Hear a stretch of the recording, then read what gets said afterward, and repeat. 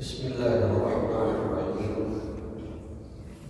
وصلى الله وسلم على رسوله الأمين وعلى آله وأصحابه أجمعين أما بعد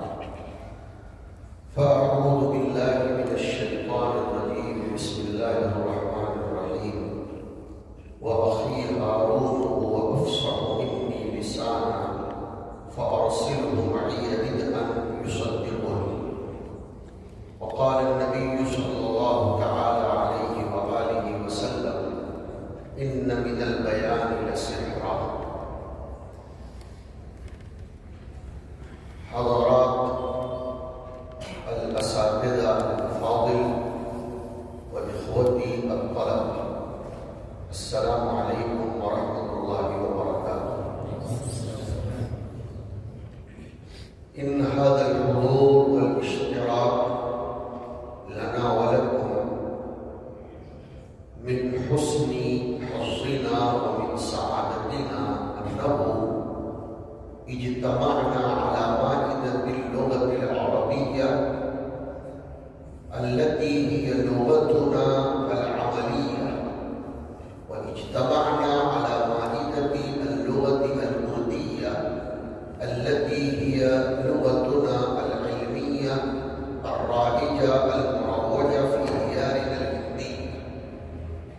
فعندنا مناسبتان عظيمتان مباركتان. إننا باعتبار كوننا أمة محمد صلى الله عليه وسلم علينا أن نعتقد أن تعلم اللغة العربية والتمرن بهذه اللغة وتخليق جو لغوي عربي من قبيل العبادات، لأنكم تدرسون في فن أصول الفقه ما لا يتم الواجب إلا به فهو واجب، ما لا يتم الواجب إلا به فهو واجب. وأنزل شيئا وأقول لتفهموا يسيرا ولتفهموا فهما سهلا، كما أن الشيء الواجب واجب فكذلك الآلة والذريعة والطريقة التي تفضي إلى الواجب والتي توصل وتؤدي إلى الواجب فهو أيضا واجب. كما ندرس في كتابنا أصول الشاشي أن الحضور في صلاة الجمعة واجب، لكن هذا الحضور لا يتم إلا بالسعي إلى الجمعة، فالسعي إلى الجمعة والسقوط والإنصات والإغلاق لكل شيء مانع إلى ذلك الوصول واجب، لأن الوصول إلى الجمعة لا يتم إلا بهذه الأشياء. وواجب علينا أن نستغل ونستعذب من العذب ونستحصل من المنبعين الأصليين الصافيين، أعني الكتاب والسنة. لا يحصل لنا هذا الوصول ولا يمكن لنا الوصول إلى الكتاب والسنة وإلى مناهجها التعليمية وإلى مناهجها التربوية وإلى مناهجها التبليغية والدعوية إلا بتعلم اللغة العربية. إن الرسول صلى الله عليه وسلم قد ضرب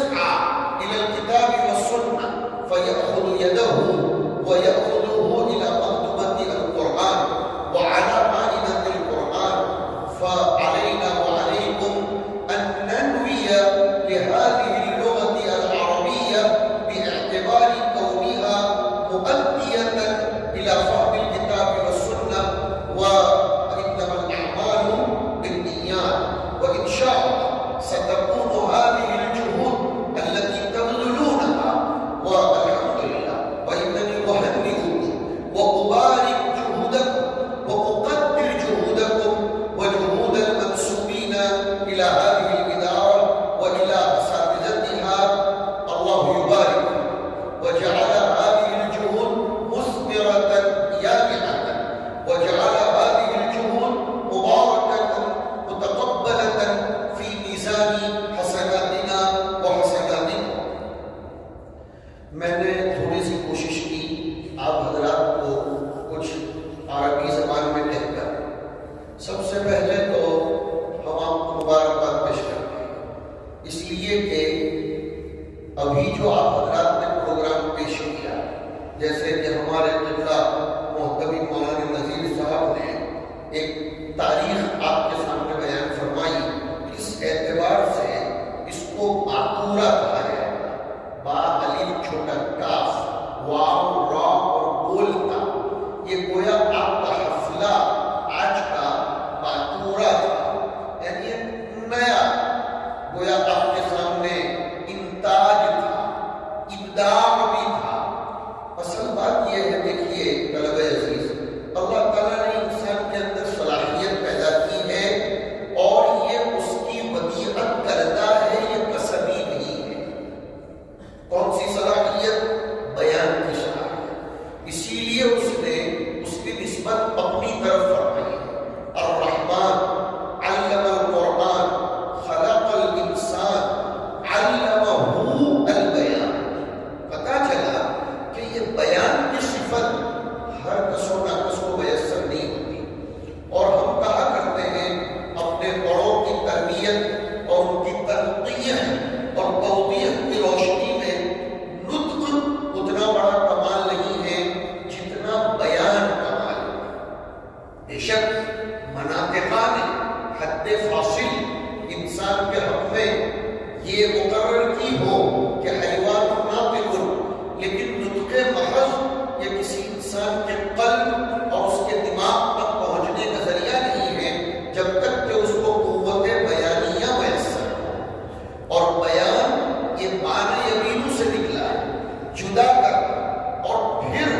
سامنے والے تک اس کو پہنچانا۔ آپ کے سامنے یہ حدیث شریف لکھی ہوئی ہے، ان من النطق لسحرا نہیں ہے، ان من البیان لسحرا۔ لہذا یاد رکھیے، مناطقہ کی نظر ان کی اپنی ایک حد تک، میں کوئی تنقیش کرنا نہیں چاہتا، لیکن یہ بات تو ڈنکے کی چوٹ ہے کہ نظر نبوی اور اس سے اوپر نظر الہی، اس کے سامنے مناطقہ کی نظر واقعتاً کوئی حیثیت نہیں رکھتی، تو انہوں نے اپنی سوچ کے مطابق کہا کہ حیوان ناطق، لیکن کتاب و سنت یہ کہتی ہے کہ مومن حیوان مبین ہونا چاہیے، تاکہ وہ لوگوں کے قلب تک، اس کے دماغ تک اپنی بات کو پہنچا سکے۔ میں عمومی بات کر رہا ہوں تاکہ دونوں انجمنوں کو میں آپ کے ساتھ شامل کر سکوں اور آپ کے سامنے اس کی افادیت کر سکوں۔ دیکھیے، ایک نفع ہوتا ہے نفع لازم، اور ہم نفع لازم کے لیے اس دنیا میں نہیں آئے ہیں، ہم نفع متعدی کے لیے آئے ہیں۔ ہمارے قلب میں، جگر میں، ہمارے دماغ میں جو خیالات آتے ہیں وہ اللہ کی طرف سے مہمان ہوتے ہیں۔ ایک عجیب بات آپ حضرات کے حسن استماع کی برکت سے، ابھی محترم صاحب نے بہت اچھی بحث چھیڑی تھی، آپ اس کو بعد میں جا کر سوچیں، واقعتاً انہوں نے بہت اچھی بات کہی کہ سمیع اور استماع دونوں کے درمیان فرق ہے، تو حسن سماع نہیں بلکہ حسن استماع ہونا چاہیے۔ تو آپ کے حسن استماع کی برکت سے یہ بات امام رازی علیہ الرحمہ کی ذہن میں آ رہی ہے کہ اللہ رب العزت نے انسان کو جو ملکہ ودیعت فرمایا ہے سوچنے کا، غور و فکر کا، یہ غور و فکر، یہ سوچ اور یہ اچھی اس کے دماغ میں آنے والے خیالات، یہ اللہ رب العزت کی طرف سے مہمان ہوتے ہیں۔ یاد رکھیے اس کو، مشکات شریف کی جلد اول میں روایت آئی ہے، ان للملک لمۃ وان للشیطان لمۃ۔ اس کی تشریح اگر آپ کریں گے، میں اس کی طرف ابھی جانا نہیں چاہتا، میں امام رازی نے بیان کردہ ایک راز کو آپ کے سامنے ذکر کر رہا ہوں، جس کو شاہ عبدالعزیز نے بھی اپنی تفسیر میں نقل فرمایا۔ بہت زوردار بات کی ہے، واقعتاً بہت زوردار بات کی ہے کہ وَعَهِدْنَا إِلَىٰ إِبْرَاهِيمَ وَإِسْمَاعِيلَ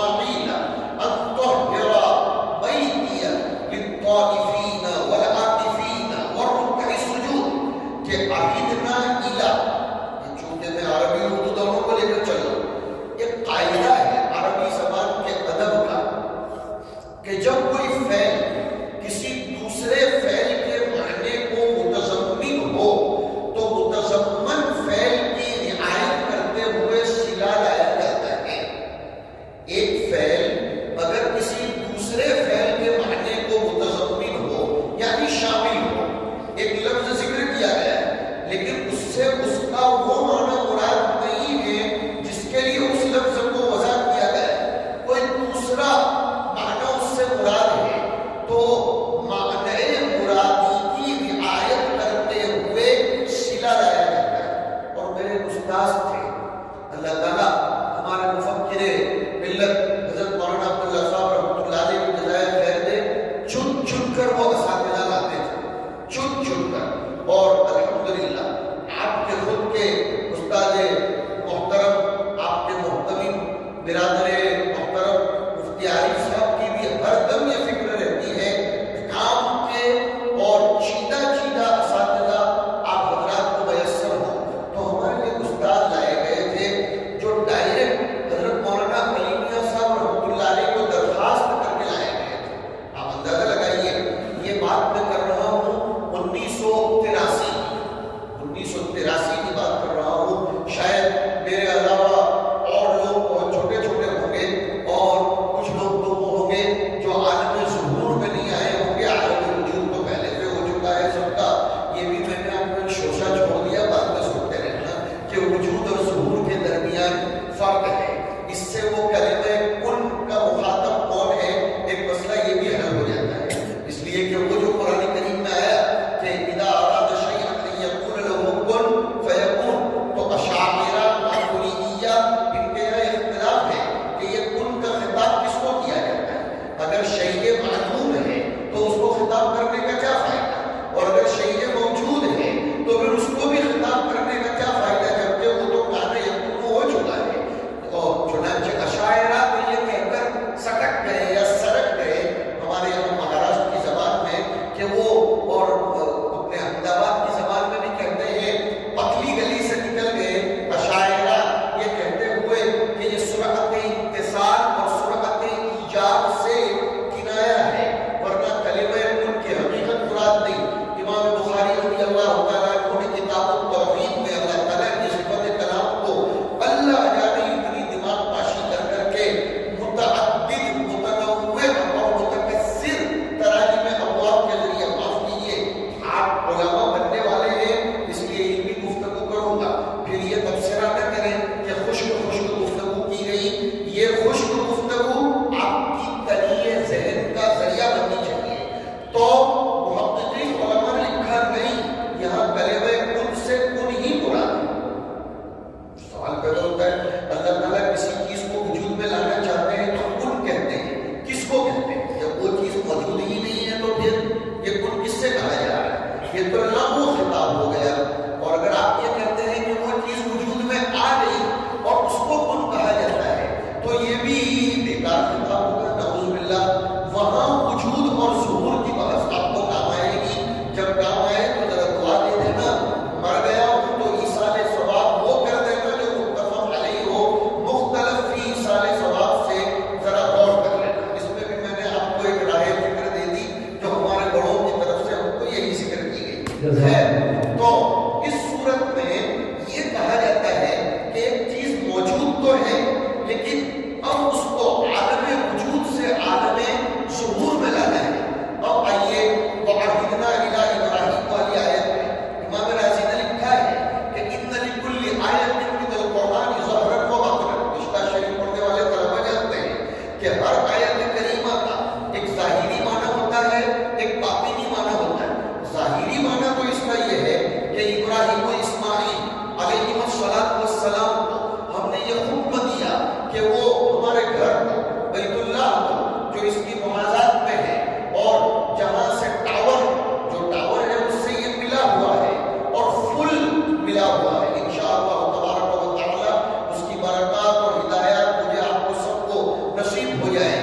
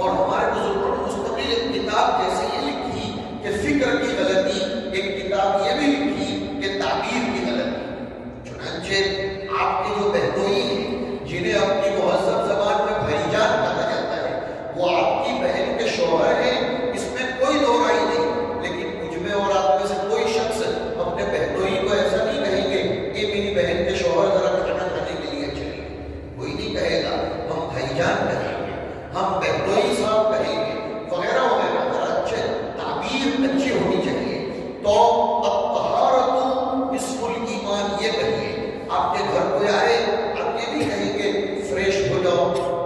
نہیں، ہم ایک مومن ہیں، ہمیں یہ کہنا پڑے گا ماشاءاللہ آپ تازہ وضو فرما لیں تاکہ ملائکہ کی صحبت میسر ہو جائے.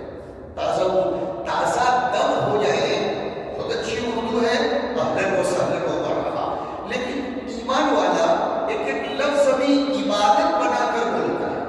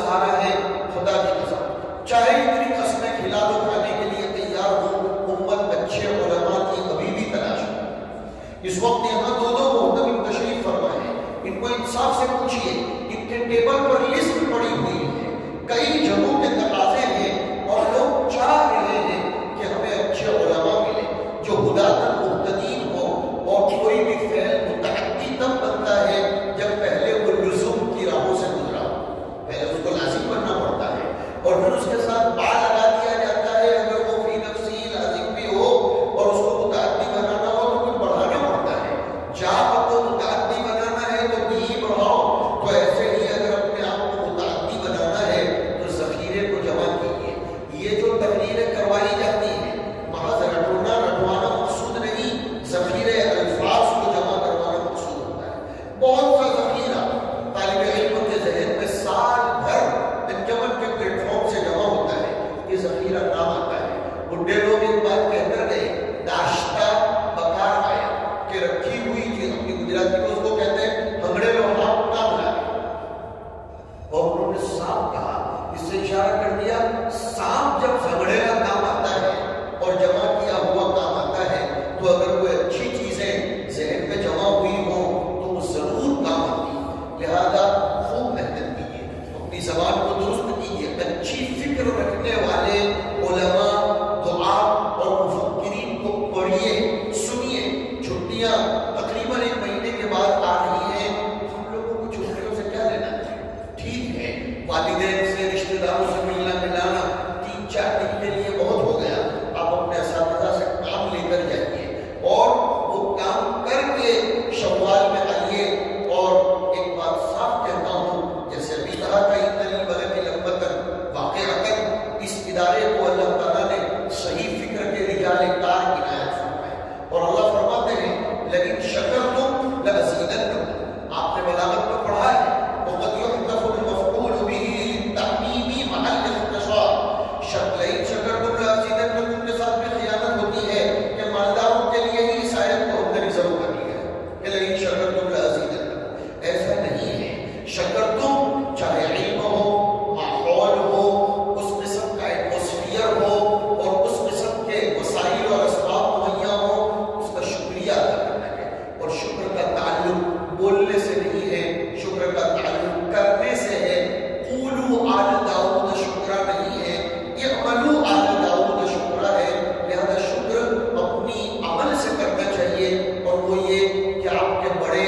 آپ کے منتظمین آپ کو جو بنانا چاہتے ہیں اور میدان میں آپ کو جو ہتھیار لیس بنا کر اتارنا چاہتے ہیں، ہتھیار کوئی ضروری نہیں ہے، نہیں، ہمارا سب سے بڑا ہتھیار حکمت ہے، حکمت۔ آج کل ہمارے فضلاء اور علماء اور طلباء کے پاس حکمت نہیں ہے، ہاں بہت بڑے شاعر ہیں، بخاری شریف کے علامہ کرمانی رحمۃ اللہ علیہ، انہوں نے کتاب العلم کی تشریح کرتے کرتے لکھا ہے کہ انسان کے کمال کی ابتدا علم سے ہوتی ہے اور کمال کی انتہا حکمت پر ہوتی ہے۔ بہت عجیب بات انہوں نے لکھی، اس کو کھولو تو بہت کچھ نکلتا ہے کہ انسان کے علم کی ابتدا علم سے ہوتی ہے اور اس کی انتہا حکمت پر ہوتی ہے، اور یہ وہ حکمت ہے جس کے بارے میں فرمایا وَمَن يُؤْتَ الْحِكْمَةَ فَقَدْ أُوتِيَ خَيْرًا كَثِيرًا وَيُعَلِّمُهُ الْكِتَابَ وَالْحِكْمَةَ، عطف مغایرت کا تقاضا کرتا ہے، پتہ چلا کتاب ایک الگ چیز ہے اور حکمت ایک الگ چیز ہے۔ کتاب کا علم مل جائے ضروری نہیں کہ حکمت نہ ملے، اور اسی لیے حضرت علی کے حوالے سے امام ابو داؤد رضی اللہ تعالیٰ عنہ نے کتاب الادب میں ایک روایت نقل کی ہے، بس ہم دو چار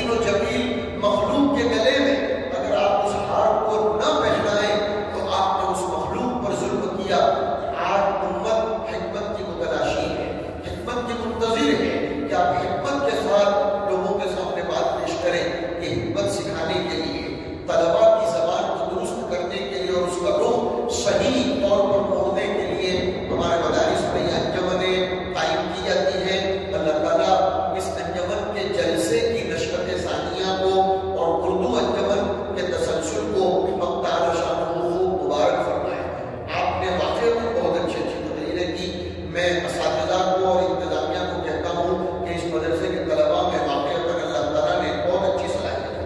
طلباء جب کھڑے ہو کر تقریر کرتے ہیں تو ایسا نہیں لگ رہا تھا کہ یہ کوئی چھوٹا سا ادارہ ہو اور اس میں کچھ نہیں. ماشاء طلباء کی تیاریاں بتا رہی تھی. طلباء میں یعنی آپ حضرات میں اتنی ذوق ہے. اللہ کرے وہ پروان چڑھے، اس کو پروان چڑھاؤ. یہ اللہ کی امانت ہے. ان اللہ یأمرکم ان تؤدوا الامانات الی اہلھا. اللہ بہت مبارک فرمائے، بارآور فرمائے اور آپ کو خوب خوب دین دگنی رات چگنی ترقیات سے نوازے. ہم نے تو یہ سوچا تھا کہ صدر کا معنی ہوتا ہے سواد دار را، صبر کر، دعا کر، رخصت ہو جا. لیکن یہ محتمل لوگوں کا امر بڑا خطرناک ہوتا ہے. چنانچہ محتمل صاحب نے کہا کہ صبر کے بجائے صدا کر لیجیے. انہوں نے تعریف کر ڈالی، ایسی تعریف جو جائز ہے کہ صدا